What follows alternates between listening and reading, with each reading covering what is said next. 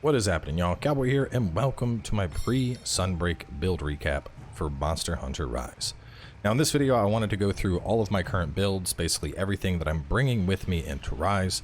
I would consider myself to be a variety weapon hunter. I hunt with literally every weapon in the game, just because I love mixing things up. And so I wanted to do a video covering all my current setups to give those of you that are newer to Rise something to work towards as we have Sunbreak on the horizon. Now, if you're just getting into Rise for the first time and you're trying to plow through before Sunbreak, I'd suggest checking out the DLC stuff, the Defender and the Black Belt, stuff like that, just because that's going to be super powerful to help get you up into high rank. If you're already in high rank, let's get into the business. Now to start, I have my bow builds. With Rise on PC, I really wanted to take an emphasis on bow. So I have a lot of bow builds here. In particular, though, they're all pretty much identical. These are 5 separate elemental builds for bow. Bow is all about elements.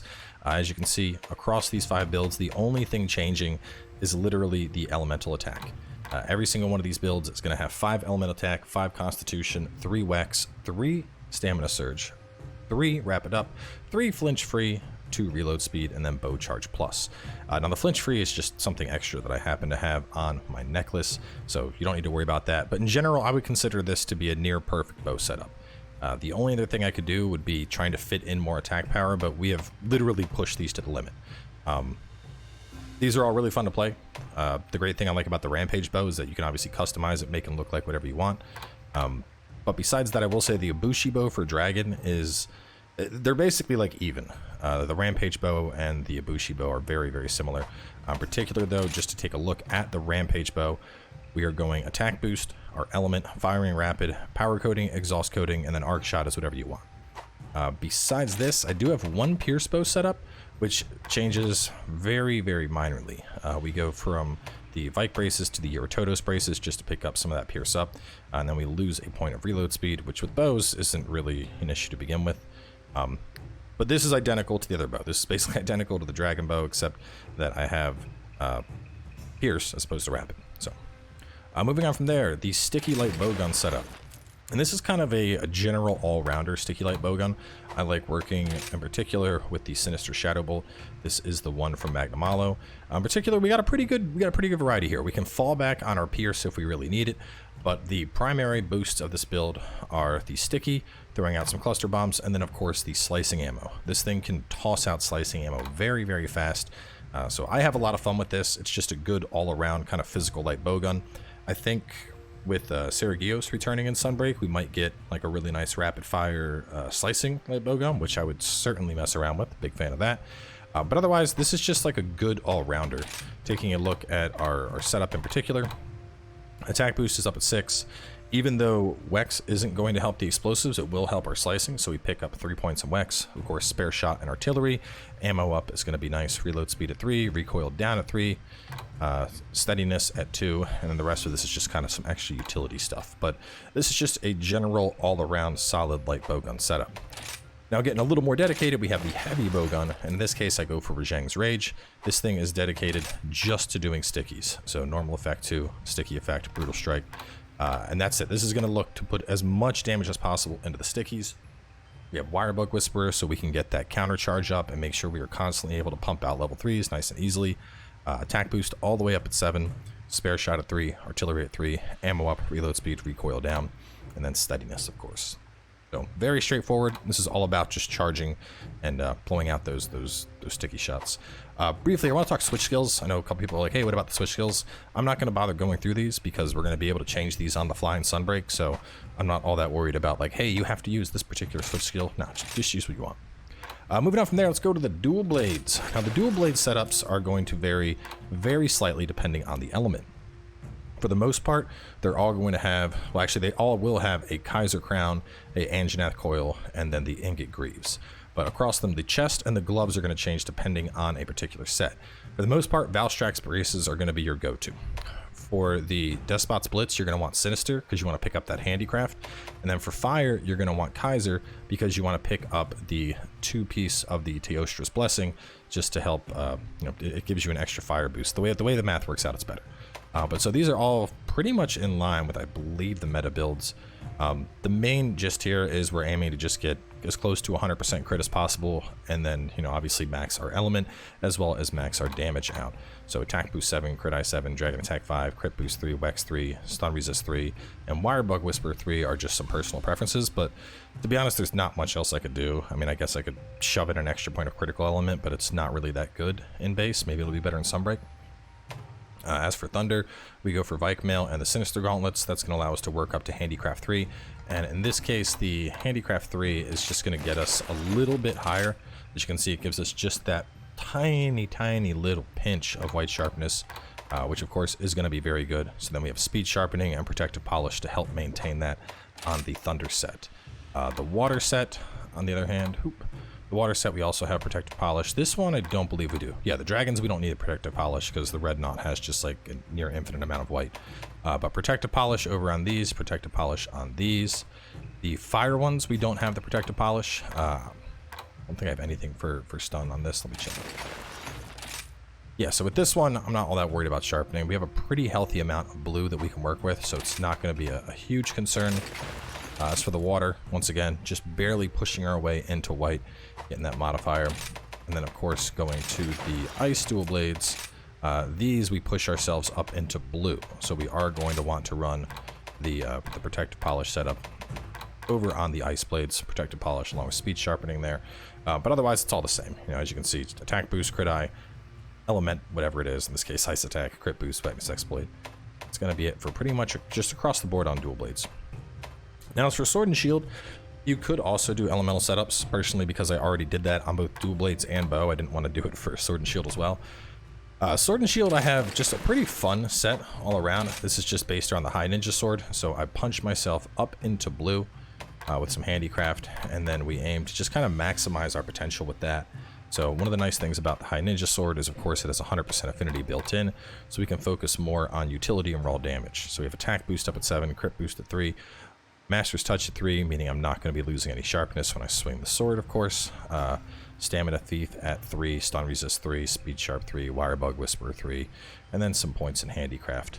And this is pretty fun. This is just mostly for me doing Metsus, just sitting there uppercutting stuff in the face.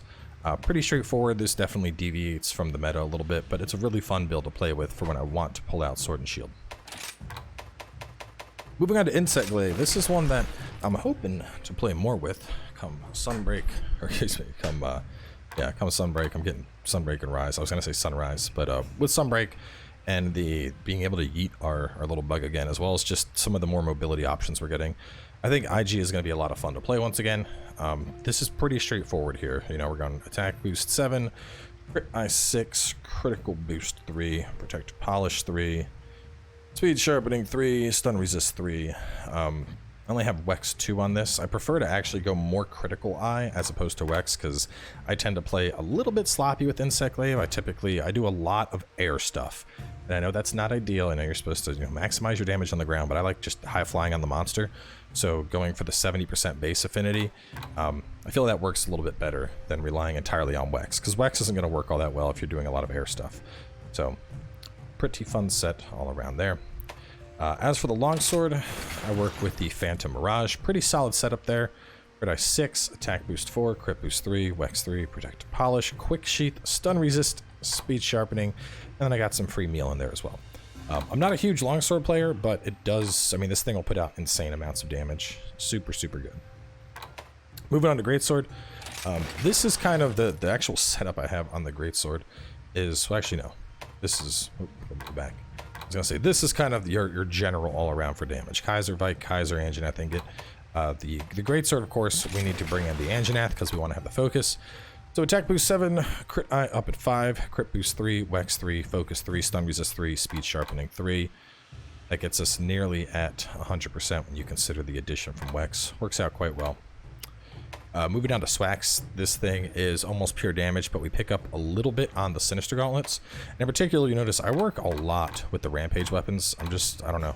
I really like, with the final update we got, the Rampage weapons they're very, very solid.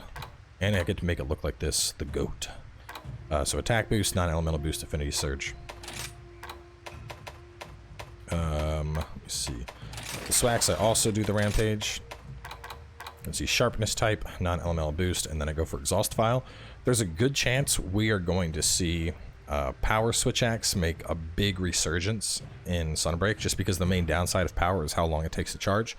And with the switch axe getting a counter that will fully charge it up, power is back on the menu, folks. Power is going to be doing a lot of damage, so I expect switch axe will...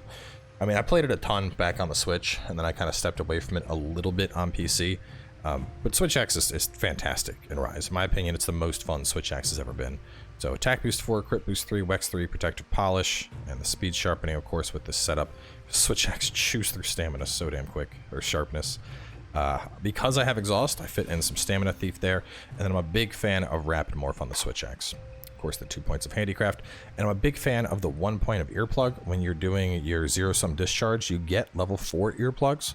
So having one earplug makes it so that when you're doing a zero-sum, once you actually have the blade in and you start tapping the button, even if a roar goes out, you can't get knocked off. So kind of a fun little utility thing I like about my Swax builds, but it works out very well. Moving on to the hammer. Another rampage one, so I can use whatever I want. In this case, the big old pumpkin. Attack boost, non-elemental boost, and affinity surge. That's going to pretty much be your standard for any raw style weapon that you are doing. The rampage, the final tier of rampage, the rarity 7s, they're incredibly powerful. But looking more at the hammer, Kaiser Vike, Rathalos, Chrome, Ingot. This obviously is just looking to really ramp our damage up. Attack 7, crit eye, crit boost, wex, speed sharpening. I have a little bit of stun resist in there. If I ever have 2 points left over, I go for that, just because it gets me at that 90% mark. But this puts out some pretty serious damage. Of course, it has the 1 point of handicraft, which isn't really needed, but I mean, there was nothing else I could really put that I was going to benefit more from at that point. Moving on, though, from the hammer, we have the hunting horn. Once again, I go for the rampage on that. Really like being able to change the hunting horn. I just like the guitar riffs we get off of the Basarios one. I go for attack, non-elemental boost, and attack melody. I know some people like to run the heal hunting horn. Keep in mind that conflicts with pretty much any build running the gear from Valstrax. You're going to mess their builds up, so just be very conscious of if you're running healing hunting horn, because you don't want to, negatively impact your teammates. But hunting horn is just, I mean, it's just a more spinny bonk stick in Rise. It's fun. But so, obviously very attack oriented here. We do have in Horn Maestro, but otherwise pretty straightforward on this. Moving on from there, the Lance, I actually go for the Valstrax setup for. This thing is capable of putting out a ton of damage with Dragonheart. So keep in mind, you actually want your health to be below max with this build. But the thing with Lance is there's zero risk, you can just keep your health lower, keep that Valstrax boost, and then just absolutely shut down anything that's coming your way. So we take that boost, attack boost, resentment obviously triggering in, resuscitate triggering in, offensive guard. This just does a lot of damage. This is a very, very offensive Lance build. It is not like, I'm going to hide and poke. No, this thing will put out insane damage. So, very, very powerful setup there. Gun Lance, one of my favorite weapons in Rise. Damn, it's so much fun. Obviously, the attack isn't going to help our shelling at all, but the crit will help our swings. So in general, crit is going to be worthwhile for Gun Lance, whereas the attack just isn't if we're looking at them comparatively. So we have the wex and crit boost. Of course, sharpness and artillery are going to be mainstays here. So protective polish, speed sharpening, stun resist, artillery, guard up, all that good stuff. Have a couple points in guard, and then load shells, of course. Gotta love Gun Lance, really fun one to play with. Charge Blade is probably my least played weapon, to be honest. So pretty straightforward set here with attack boost, crit eye, crit boost, wex, artillery. Let me actually see. I'm not sure what I had for my setup. Okay, this is the axe hopper setup. So this is just basically it's axe hop charge blade. The whole idea is you're just constantly dropping out axe hops. But I mean it works okay. I'm just not the biggest fan of charge blade and Rise, so I don't use it all that much. This is just something I created for fun. It uses the Teostras Nova, so it's a charge spinning slash blast charge blade setup. It doesn't work very well, but it is kind of something that's fun to mess around with. So attack boost, crit boost, wax, blast attack, stun resist, speed sharp, rapid morph, a little bit of critical eye in there as well. And wow, we actually got through it all. So there they are, 24 separate builds. Just different stuff you can play with. Obviously, I'm going to end up doing all new builds once we get into Sunbreak. The introduction of G rank. That's the kind of crazy thing is like, you know, it's a month away and I'm like, check out all these builds, use all this gear, get all this stuff upgraded, and all of it is going to be outdated very shortly. But, you know, if y'all have been playing since launch, most of y'all probably have the pieces to put all this stuff together already. So either way, I'm super pumped for Sunbreak. We got the videos already kind of dropping, talking about the bonuses that different things are going to get. Switch Axe is looking to be amazing. We have Siege mode on heavy bowgun now. Insect Glade is dashing all around. Personally, I'm really waiting for the clip talking about dual blades and their new fun stuff. So either way, I'm wrapping this one up here. Rest assured, there is going to be a ton of Sunbreak content coming your way in about a month. Otherwise, I'll catch y'all then.